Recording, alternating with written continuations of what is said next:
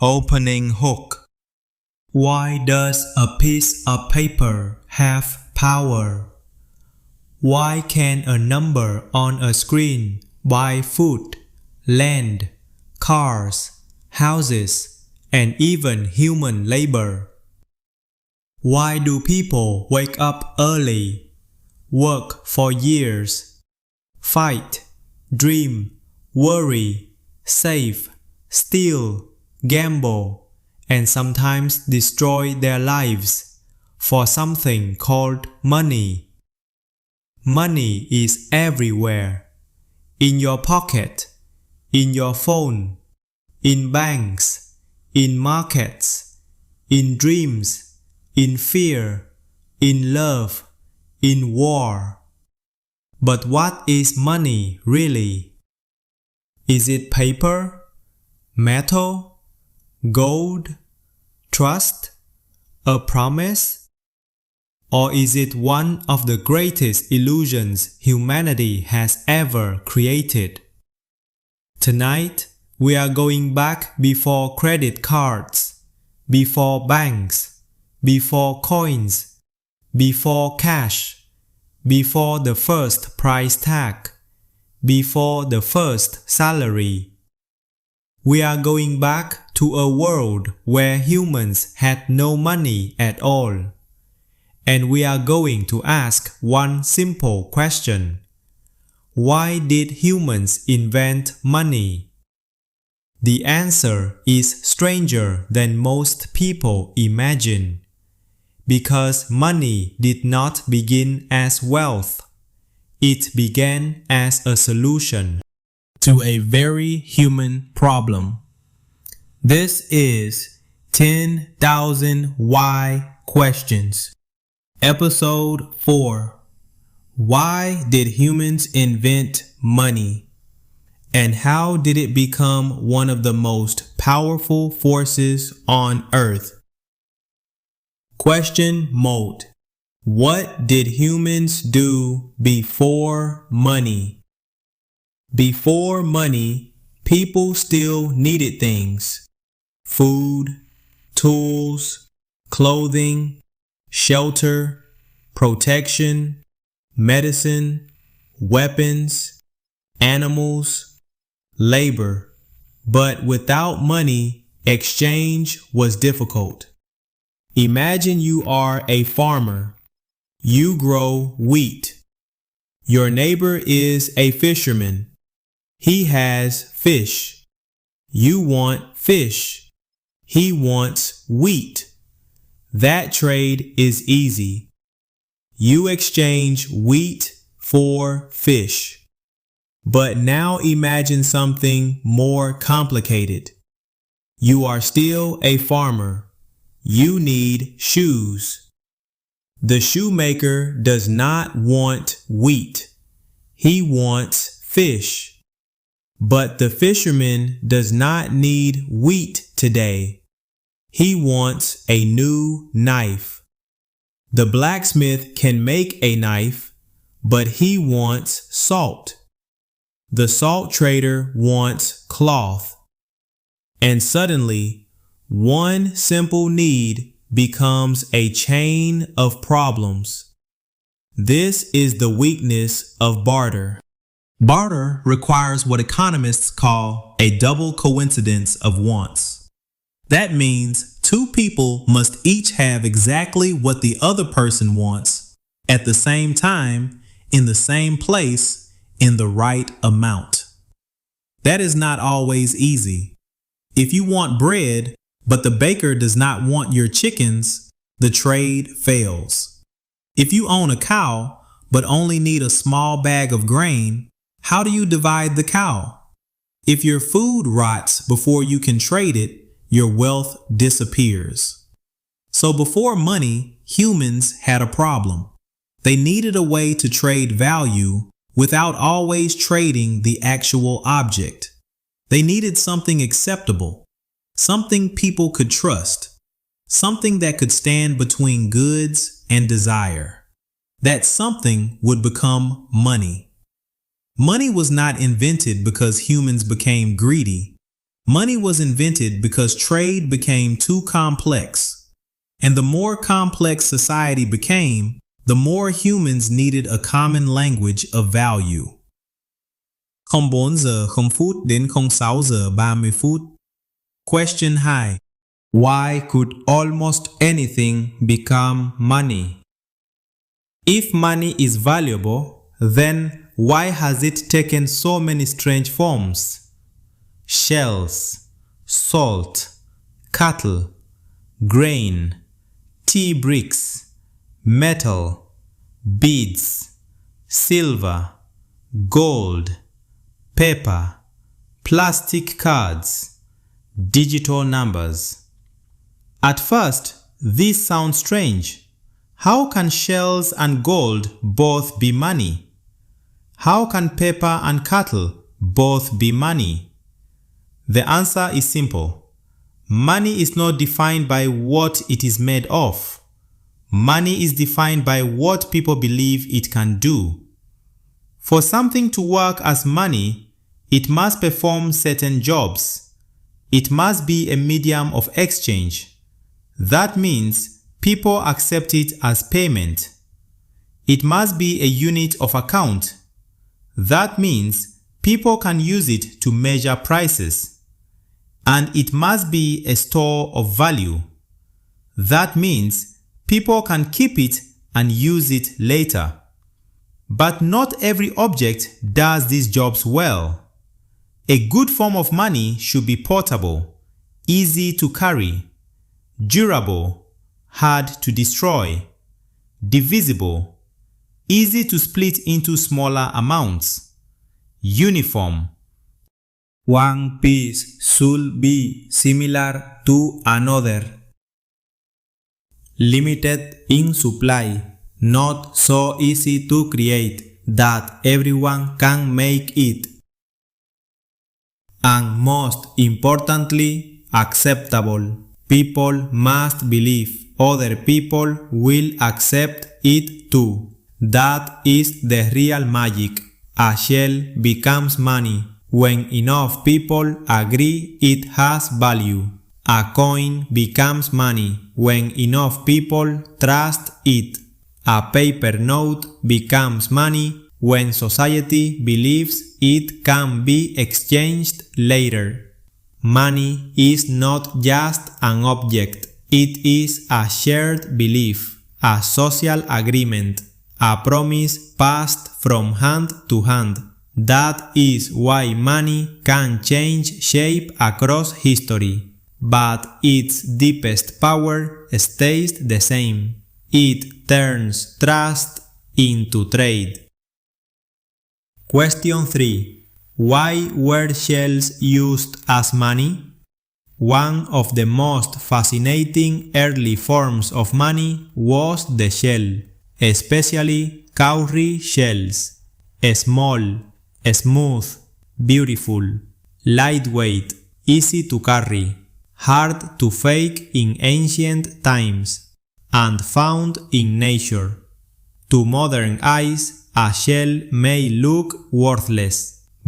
Something you pick up on a beach. But in many ancient societies, shells had power.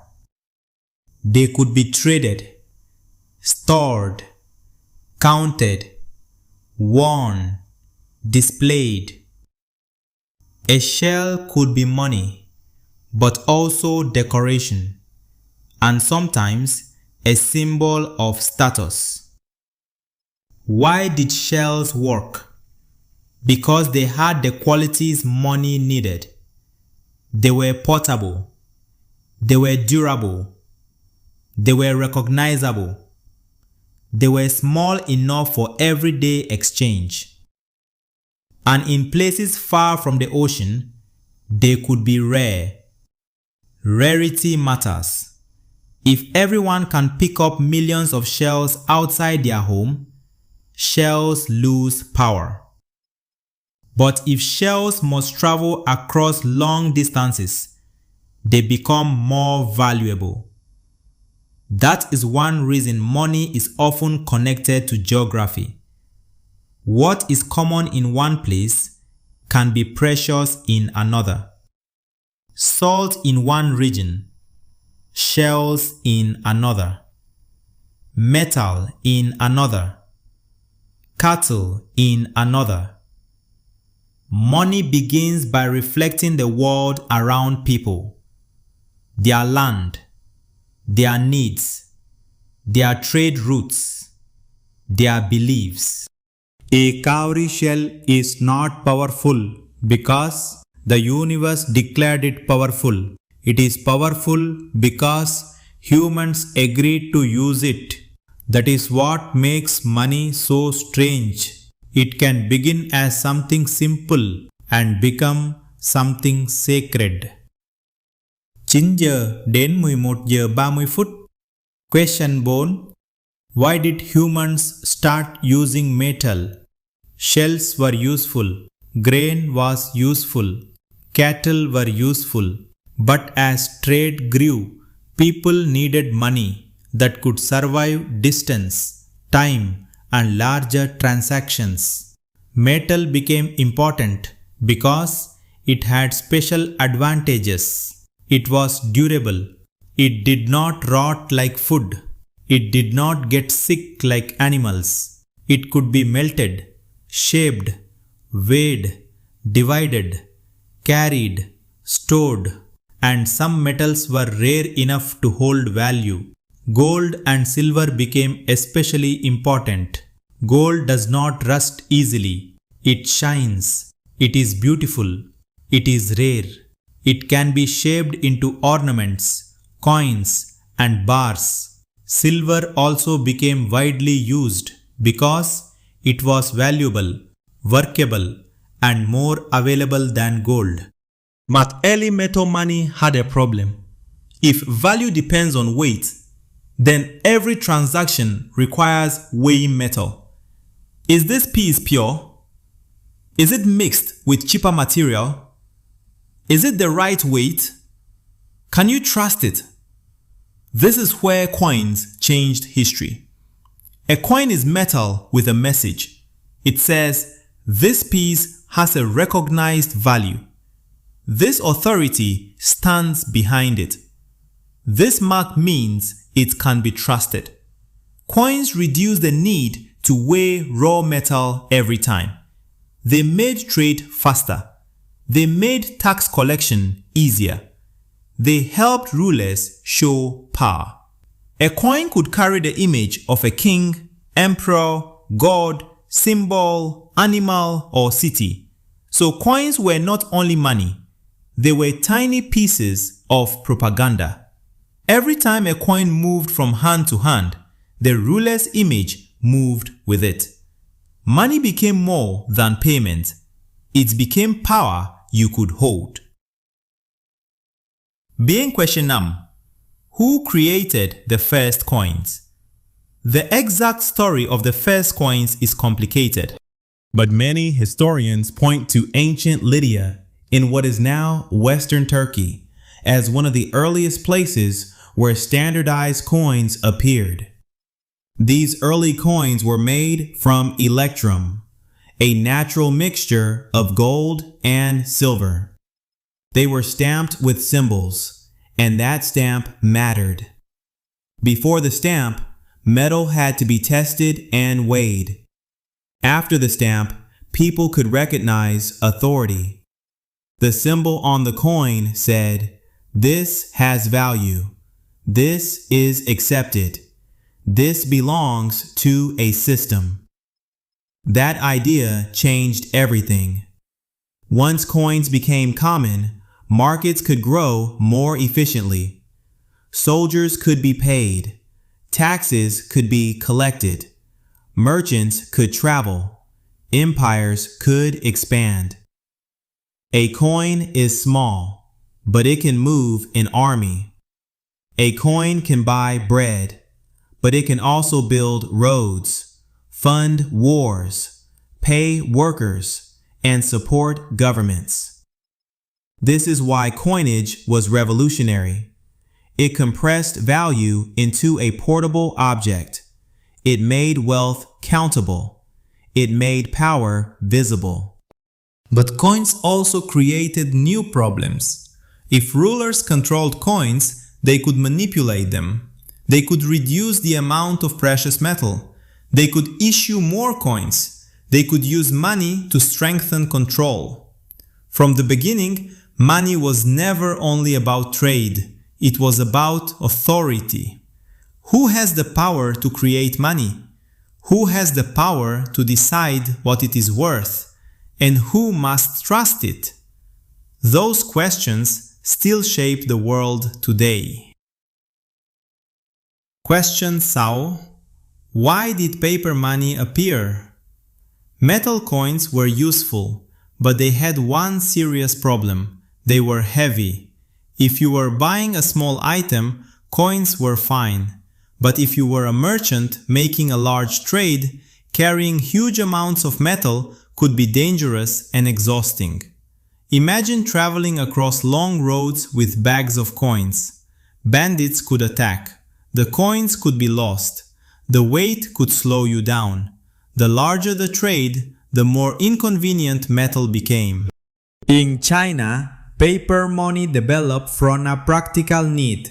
Merchants wanted a safer and easier way to represent value. Instead of carrying heavy metal coins, they could use written notes or certificates. A piece of paper could represent money stored elsewhere. At first, this may have seemed strange. How can paper replace metal? Paper is not precious. Paper does not shine. Paper can burn. Paper can tear. But paper had one powerful advantage. It was light. And if people trusted the system behind it, paper could move value faster than metal. That is the key. Paper money is not valuable because of the paper itself. It is valuable because of the promise behind it. A banknote says, "This note represents value." Someone will accept it. Someone stands behind it. Once people believed that, paper money could spread. It made large trade easier. It helped governments and economies grow. But it also introduced a new danger. If paper money can be printed, who controls the printing? And what happens when too much is created? That question leads us into one of money's greatest mysteries: inflation. Question by: why can too much money make money worth less? Imagine a village where only 10 gold coins exist. Everyone wants them. They are rare. They have value. Now imagine that one morning someone discovers a cave filled with 1 million identical gold coins. Suddenly, coins are everywhere. People who had none now have many. At first, it feels like everyone is richer. But soon, prices rise. Bread that cost 1 coin may now cost 10. A horse that cost 20 coins may now cost 200. Why? Because money is not only about how much people have. It is also about how much goods and services exist. If the amount of money increases much faster than the amount of real things people can buy, prices can rise. That is inflation. Inflation means the purchasing power of money falls. The number may be bigger, but the value may be smaller. This is why printing money is not the same as creating wealth. Real wealth comes from food, energy, homes, tools, skills, technology, production, and trust. Money is a symbol of value, but it is not value itself. If a society prints more symbols without creating more real value, the symbols can weaken. This is one of the hardest lessons in economics. Money feels powerful, but it is fragile. Its strength depends on scarcity, production, law, belief, and trust. A banknote can look the same from year to year, but what it can buy may change. That is why money is like a mirror. It reflects the health of the system behind it. Question term: why do people trust paper money today? Modern money is often called fiat money. Fiat money is not valuable because it is made of gold or silver. It is not a direct claim to a pile of treasure in a vault.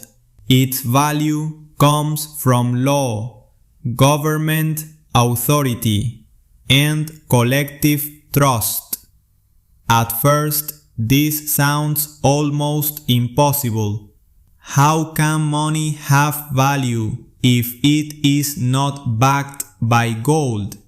The answer is that money works because people accept it. You accept money because you believe others will accept it from you. A shop accepts money because it can use that money to pay workers, suppliers, rent, and taxes. Workers accept salaries because they can buy food, fuel, services, and shelter. Governments require taxes to be paid in their currency. Banks, markets, employers, and citizens all participate in the same system. Trust moves in a circle. I accept it because you accept it. You accept it because others accept it. Others accept it because the law recognizes it. And the law works because society agrees to follow it. This is why money is one of humanity's most powerful shared stories. A banknote is not only paper, it is law, memory, authority, habit, confidence. If confidence breaks, money can collapse. If confidence holds, even paper can move mountains. That is the strange truth. Gold has physical value. Paper money has social value.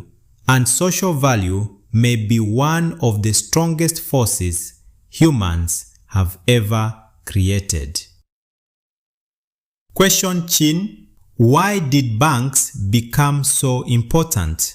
Money became more powerful when people stopped only storing it in boxes, bags, and hidden places. They began storing it with trusted institutions, banks.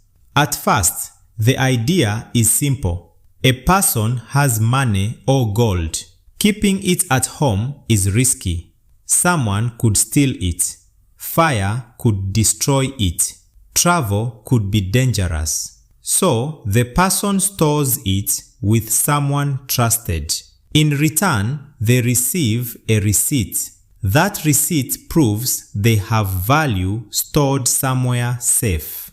Over time, people realize something interesting. Instead of taking out the gold every time, they can trade the receipt. If everyone trusts the receipt, the paper itself begins to circulate. This is one root of banking and representative money. But banks became even more important because they could lend. A person deposits money. The bank lends part of it to someone else. That person builds a business, buys a home, or funds a project. The money moves. Debt is created. Interest is charged. The economy grows. But risk grows too. If too many people want their money back at the same time, a bank can face crisis. If too much lending happens without enough real value behind it, bubbles can form. Banks are powerful because they connect the present to the future. A loan says, I will use future income to pay for something today. That can build cities, but it can also create chains of debt. Money became powerful. Banking made it faster. And speed always brings both opportunity and danger. Question 10. Why does digital money feel invisible? Today, much of money is not paper. It is numbers. You tap a card, scan a phone, click a button, send a transfer, buy something online. No coins move. No paper changes hands. Only data changes. This is one of the strangest transformations in history. Money began as physical objects: cattle, shells, metal, coins, paper. Now, money can exist as information: a number in a bank account, a balance in an app, a line in a database. This makes money faster than ever. It can cross cities instantly. It can cross countries in seconds or minutes. It can be divided, counted, transferred, tracked, saved, borrowed, and spent without ever becoming physical. But invisible money changes human behavior. When you hand over cash, you feel the loss. When you tap a card, the pain is smaller. When a number changes on a screen, spending can feel less real. That is why digital money is convenient, but psychologically powerful. It removes friction, and when friction disappears, people can spend faster. Businesses know this. Apps know this. Markets know this. The easier it is to pay, the easier it is to buy. Digital money is not only a technology, it is a new relationship between humans and value. We no longer always touch money. Sometimes we only trust that it exists. Question Muimot. Why do people dream of becoming rich? Money began as a tool for exchange, but today, money often feels like much more than a tool. It can represent freedom, security, status, power, escape, respect, control. For some people, money means survival, rent, food, medicine, school, safety. For others, money becomes a scoreboard, a way to measure success, a way to compare lives, a way to feel important. But why does money affect emotions so deeply? Because money is connected to almost every human need. If you lack money, life can become stressful. If you have enough, life can feel safer. If you have too much, you may gain power over choices, time, and other people. But money is dangerous when it becomes the only measure of life. Because money can buy comfort, but not always meaning. It can buy attention, but not always love. It can buy access, but not always peace. It can buy entertainment, but not always happiness.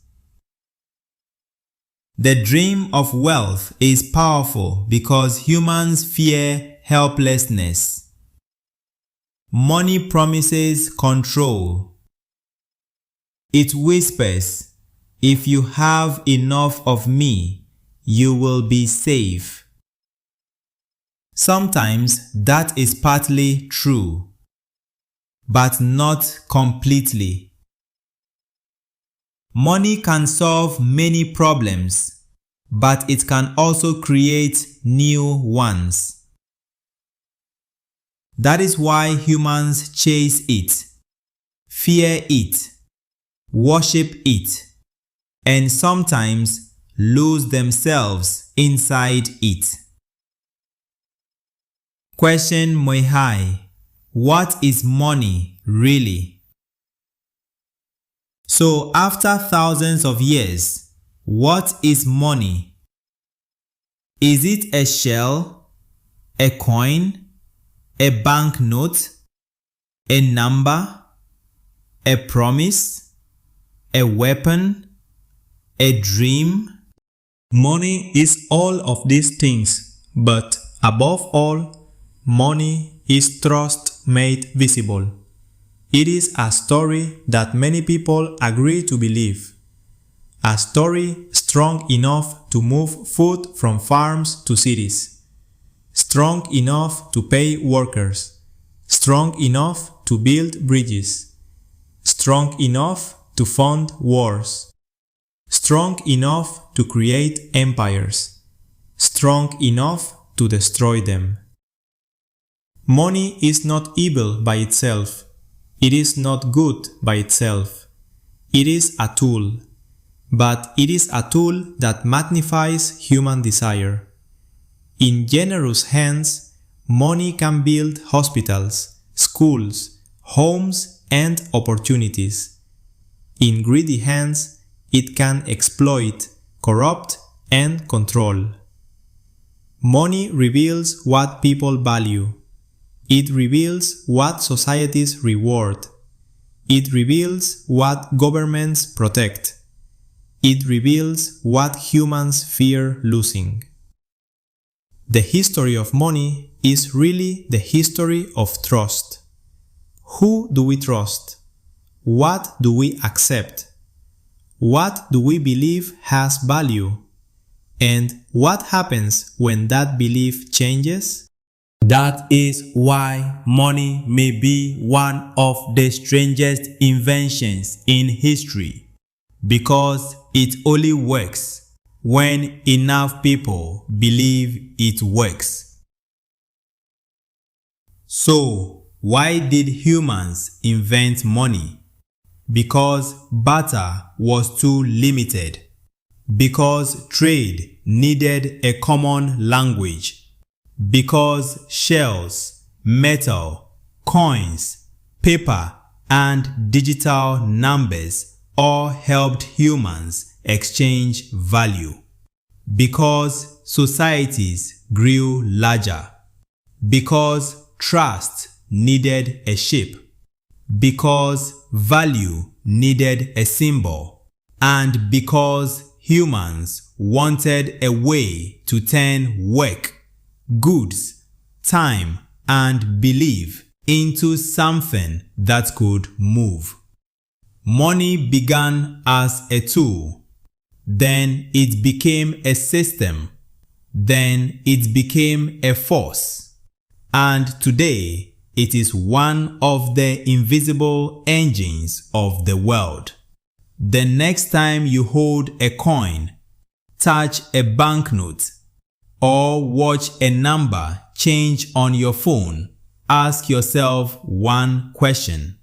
What am I really holding?